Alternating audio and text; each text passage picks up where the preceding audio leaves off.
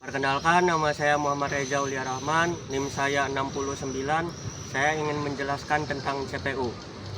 CPU itu otak komputer kan ya, tapi kenapa bisa disebut otak komputer? Nah, CPU bisa disebut otak komputer karena fungsinya mirip dengan otak manusia, yaitu sebagai pengatur dan pemrosesan segala instruksi dan data. Simpelnya, kayak koki yang mau masak. Nah, si koki ini bakal ngambil resep. Lalu si koki bakal ngebaca resepnya buat cari tahu apa aja yang harus dimasak. Nah, terus si koki bakal ngemasak apa yang diminta. Habis itu jadi deh.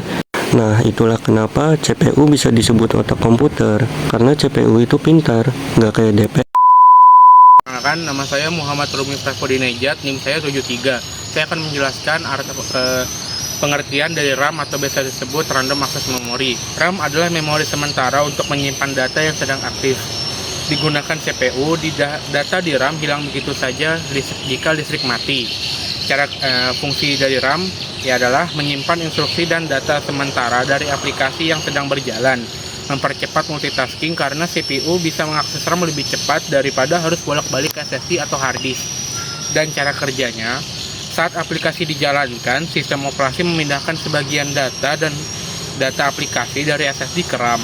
CPU mengakses RAM karena langsung karena kecepatannya ribuan kali lebih cepat daripada SSD. Ketika RAM penuh, OS bisa pakai pegging file virtual memori di SSD, tapi ini jauh lebih lambat. Itu saja, sekian, terima kasih. Nama saya Rayhan Hilmi dengan NIM 72. Saya akan menjelaskan pengertian dari hard disk. HDD adalah perangkat penyimpanan data yang menggunakan piringan magnetis yang berputar dan head mekanis untuk membaca atau menulis data. Jadi dia masih bersifat mekanik, bukan full elektronik seperti SSD.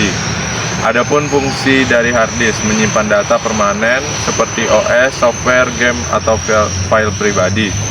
Adapun penyimpanan massal biasanya dipilih karena kapasitas besar dengan harga lebih murah daripada SSD. Ada juga backup data, sering dipakai sebagai hard disk eksternal untuk cadangan. Cara kerja hard disk. Di dalam hard disk ada piringan platter yang berputar ribuan RPM. Adapun head yang bergerak maju mundur membaca atau menulis data di piringan.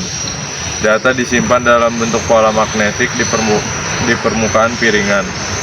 Adapun cara kerja, kalau CPU butuh data, sistem operasi akan memanggil hard disk, lanjut ke head bergerak, lanjut platter berputar, dan data dibaca. Perkenalkan, nama saya Bintang Reksa Amrila, NIM saya 78, dan saya akan menjelaskan tentang PSU. PSU atau Power Supply Unit adalah komponen penting dalam sistem komputer yang berfungsi sebagai sumber daya listrik untuk semua komponen lainnya. Fungsi dari PSU adalah mengubah arus listrik AC atau alternating current menjadi arus listrik DC atau direct current.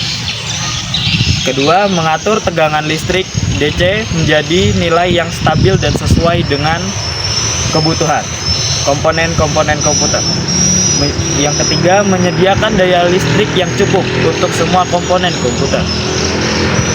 Dan cara kerja dari PSU adalah yang pertama, input listrik. PSU menerima arus listrik AC dari sumber daya listrik seperti stop kontak. Yang kedua, transformasi. PSU menggunakan transformator untuk mengubah tegangan listrik AC menjadi tegangan yang lebih rendah. Ketiga, penyarahan. PSU menggunakan komponen penyarah seperti diode untuk mengubah arus listrik AC menjadi arus listrik DC. Keempat, filtering. PSU menggunakan komponen filter seperti kapasitor untuk menghilangkan riak-riak listrik yang tidak diinginkan. 5, regulasi. PSU menggunakan komponen regulator seperti IC regulator untuk mengatur tegangan listrik DC yang menjadi nilai yang stabil dan sesuai dengan kebutuhan komponen-komponen komputer. Yang terakhir, output listrik. PSU menghasilkan arus listrik DC yang stabil dan sesuai dengan kebutuhan komponen-komponen komputer.